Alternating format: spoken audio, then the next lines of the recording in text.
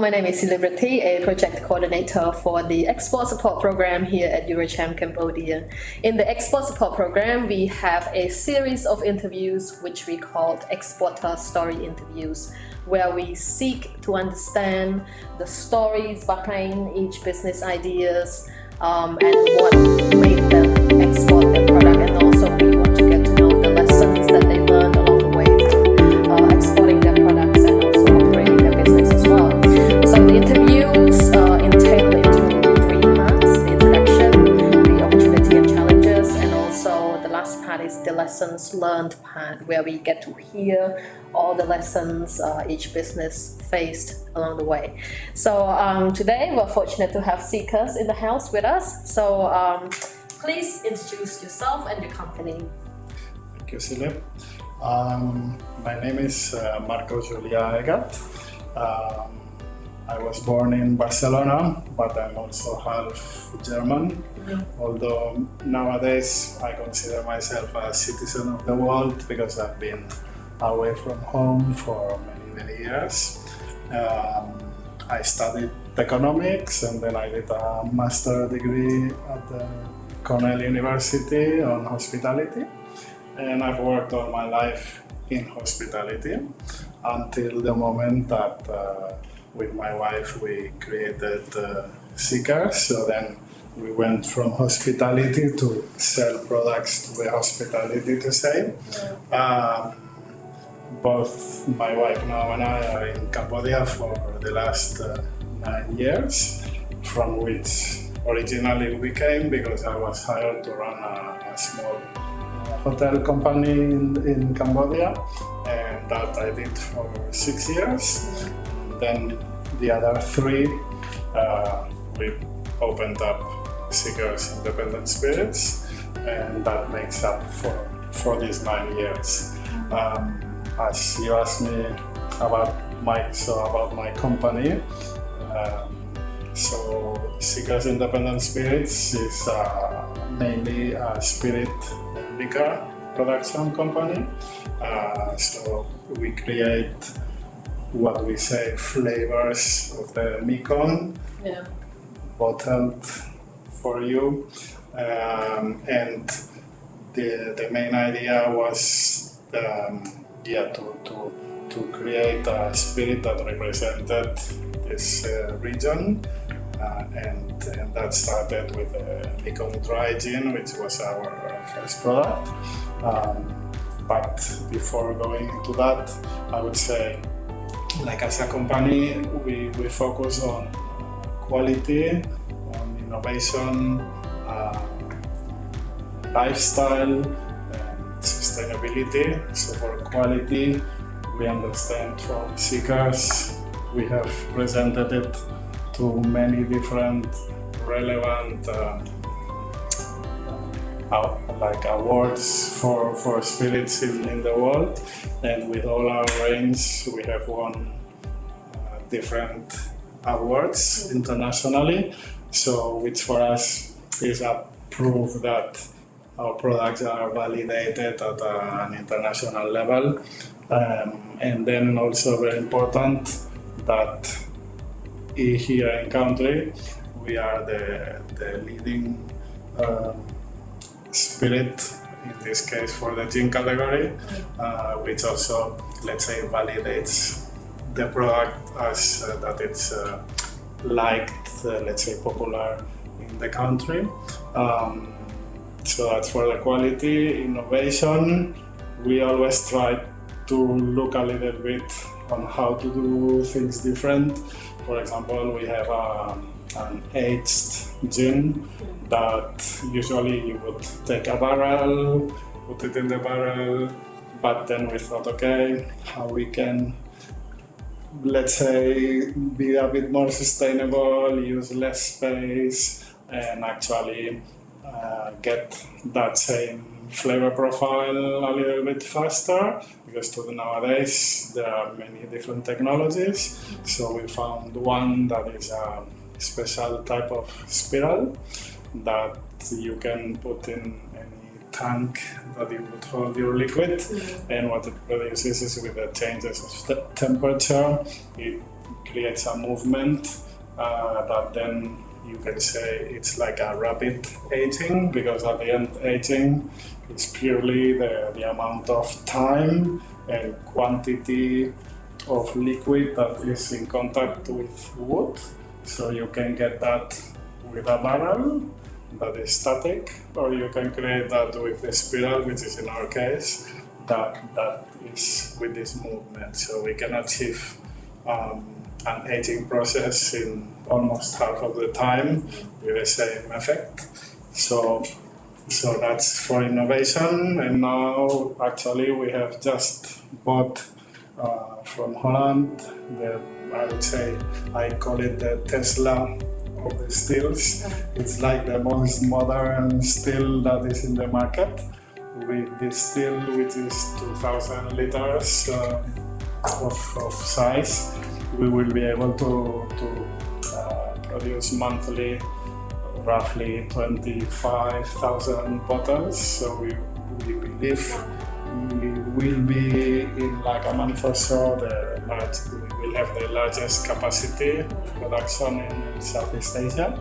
With that machine also, it's much more efficient and it helps to get you a higher consistency than, let's say, the regular steels in the market. So in that sense, it's another step towards innovation that we are bringing into the country.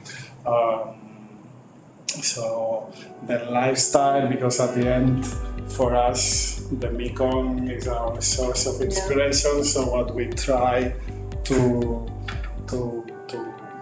make people see is the wonderful things that in terms of flavors, of cultures, of everything that you can have in the Mekong region. So that's why lifestyle, representing this lifestyle from the Mekong for us is relevant, and obviously sustainability, because at the end we believe that we have to try to put our own little steps towards making all the things that we do as a company more responsible and more sustainable. Why the name? Why the name Seekers? Seekers, we, as I guess everyone trying to come up with a name, came up with many different options, but again I come back to the Mekong, which was our source of inspiration. And then once we had it clear that we wanted something that was around the Mekong, we started thinking, okay, why do people travel along the Mekong, and what are they looking for, and what does the river represent? So we were looking what's related to that. So then it was discovery, adventure, seeking, and then seeking, okay, why are we in Cambodia and the people that surround us? And then we thought, okay, seekers can be, and then we thought that seekers, everyone in the end more or less has a seeker in himself. So we thought that it would be like a nice link of the Mekong and the person itself, like looking for something. No? That just led me to my next question, which is, what is your philosophy in this business? So, like, we started Seekers because when we started 3.5 years ago, we had a couple of restaurants. One was a Spanish tapas bar, and actually with tapas goes very well gin and tonics. And then with the gin and tonics we had another gin, and then suddenly we had almost 80 gins of different places of the world, and we realized there were no flavors representing this region or Cambodia, right? And that's what actually started making us think about why to create seekers in the first place. So that's our philosophy has been always like exactly like that, trying to showcase, to represent the richness of this region, in this case, spirit water. Wow. So what was the initial inspiration? What inspired you to create this business? Right. Yeah, so like I was saying, once you have 80 different gins and none with flavors from here, then you start infusing lemongrass and different things, and at some point you think, okay, could I go one step further? And because we also looked around at that time, 3.5 years ago, or actually earlier, because it took us from the time we decided to do it, now it's probably 5 years, because it took a lot of thinking on how to do it, and then once we decided we wanted to do it, we also knew that that's related with quality, is that we wanted to have a premium product. And then we were in London doing some research, and finally we found also our head distiller Alfie, which was working for one of the relevant at that time distilleries in London, and somehow it coincided, right, for him and for us, that it was the time for him to move on, and now here he is still with us, right? And it took us 9 months of R&D working together to get the final product out. And yeah, the inspiration was to create a spirit with products from this region. Actually, all our ingredients are from Cambodia, but you can find them also as well in Thailand, in Vietnam, in Myanmar, because so they are all very familiar to people in this region, right? So with all these great spirits that you've been producing, are you currently exporting any of them? Yes, we do. So we started exporting last year. So now you can find us in Taiwan and in Singapore. And well, because of COVID, right? Because if not, the list would be longer.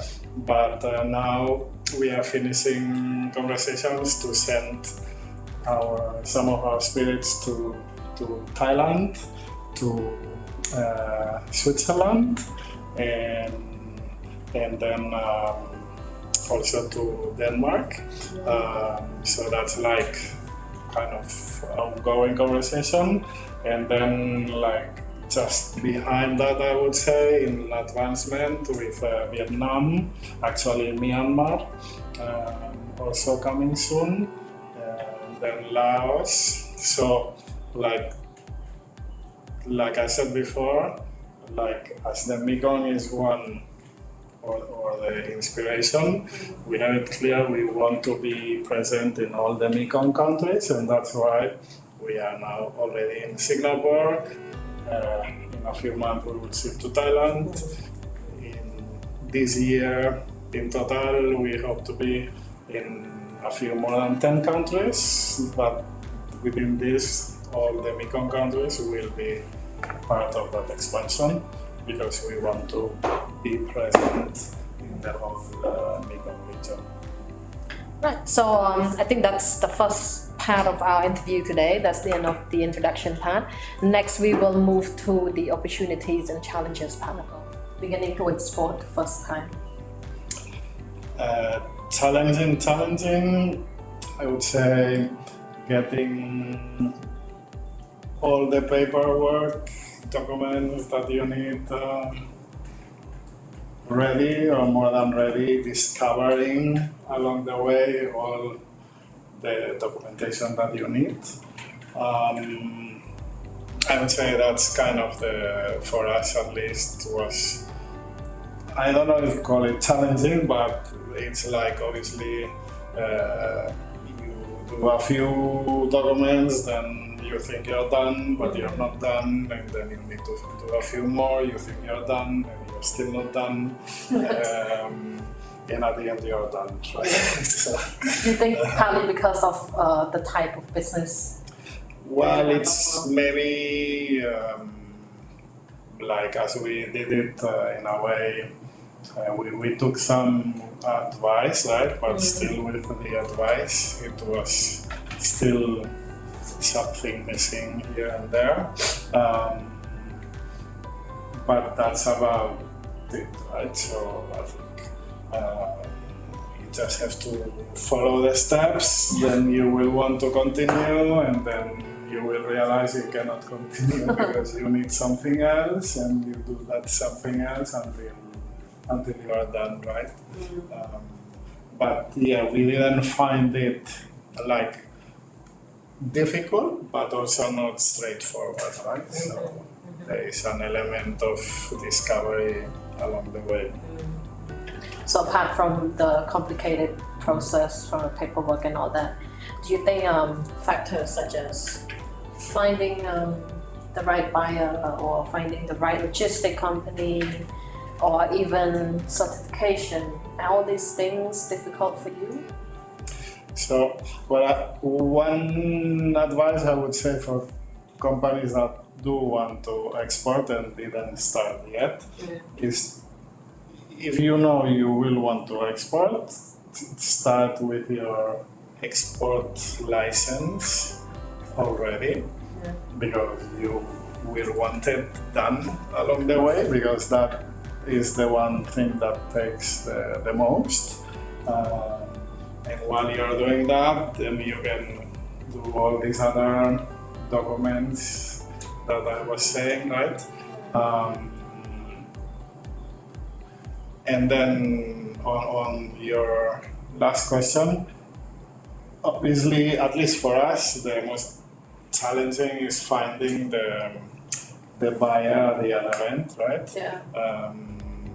And I guess that is going to be pretty much the case for any product that you want to export, that you have a product that you think is unique, like many other people have products that they think are unique, and that distributor already has many products that are unique in their way, and then it has to be right that you get to find that distributor in this case that coincides with what you are looking for, which in our case is distributors that don't have too many brands, that can focus and take care as much as possible of our brand, and that at that point in time they have a gap and they are open to look for something, because maybe there is a perfect distributor at the other end, but maybe they have a portfolio that is already full, and then you need to keep looking, right? So that's what takes most of the time, to find it, to send product that they try, that they like it, and that, no? Because in the end, I think logistics, which also obviously adds part of the challenge, but logistics, I would recommend to have a few companies that you work with, because sometimes maybe for one country that one company can do you a better service than another one, or at that time they are less busy and have more time for you than the other one. So many different possibilities within this world, right? But also that they are logistic companies that can help you to also understand the other end, because depending on how they also might help you to go into the other country easier. But then also it will depend on with which distributor you are dealing with and which logistic companies they work with, but definitely it's good to have a few from here to abroad, because sometimes the ones abroad don't understand the here, and then it's good to put one and the other one together to work and cross information so that the process is as seamless as possible, right? How long do you think it took you to prepare before you can export your products? About half a year. Half a year. Yeah, although at that time we were not like already either ready nor already wanting to export. So, like I said, we did it ahead of the time we wanted to export, so that when the time came that we said, okay, let's start looking, then we had all the documents already that we needed. No? That's great. So if you could share some lessons to the companies that are right now looking to export their products as well, what would your lessons be? Well, to call it lesson, I don't know, because, well, we are not giving lessons to anyone, right? So I would call like our experience in a way.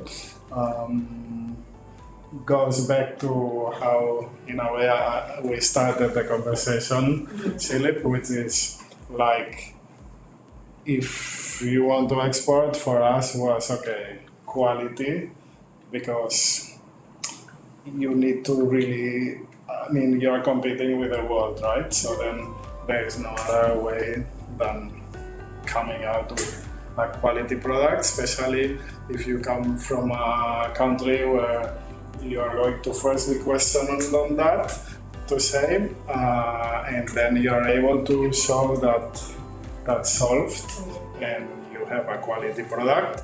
And for us, that's why getting these awards internationally, sending it to high quality awards, not only any award, has been relevant. I think we are the Spirit House in Southeast Asia with the most awards for the portfolio that there is. So quality for anyone wanting to export, I think, is number one. Then innovating and the lifestyle they can show in their product, I think is relevant to show that even you can innovate being a traditional product, so you just have to look for ways to make that product appealing for that end consumer in that final destination country. So you need to stand out, right? Can be the packaging, can be your message, can be the images that you're showing, but it has to be something different. So that's what we try partially to do.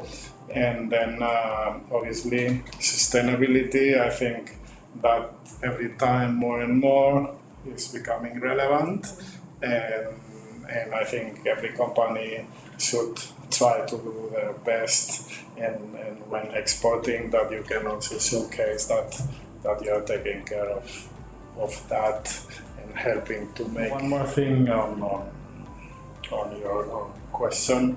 When exporting, I think important is to calculate your price build-up, so to know similar products to yours in the country you want to export, what is the price that they are selling for, and then calculate from your selling price, all the logistic costs, all the taxes, the margins that your distributor wants to have, what will that final price look like, and does that final price fit into the range in that country where you want to be? Because it might happen that you end up being too cheap or too expensive. Probably it's going to be that you might end up too expensive. So then it's good to do this exercise and not have a price and then see whatever comes out at the end of it on the other end, but to make sure that you can then negotiate with your distributor to make sure that that distributor will represent your product in the price range that you want to be. So that is something that we always do this calculation, and we discuss quite precisely comps that we have. Okay, we want to be between this gene and that gene, or this product and that product priced, so that to make sure that we feel that we are properly represented in that market, in the segment that we want to be. Mm-hmm. So, what value do you see exporting your products internationally? Well, I mean, when we started the company, the dream has always been to export from day one, right? Yeah. So that's why we wanted, like I talked, quality product that would be able to be exportable, because in the end, Cambodia is 40-50 million people, so it's not like if when you talk about producing a product like that, like ours, it's a decent market, but it's still not enough for the potential that it can have, no? So that's why export was always the final goal. But obviously we also strongly believed, and that's why for the first year we focused on one single product. That was 2019, only the Mekong dry. And probably if COVID would not have happened, we would probably now have less products than what we have. But as we had more time to think, we came up with more products during these 2 last years, which in the end we see that it might be a blessing, because now, although those products we were planning to be doing in a longer period, now we have done it in a shorter period, and that still doesn't mean that we have made them faster. It still took at least 6, 8, 9 months for each of the products we have done to release, because still again the quality we wanted it to be there.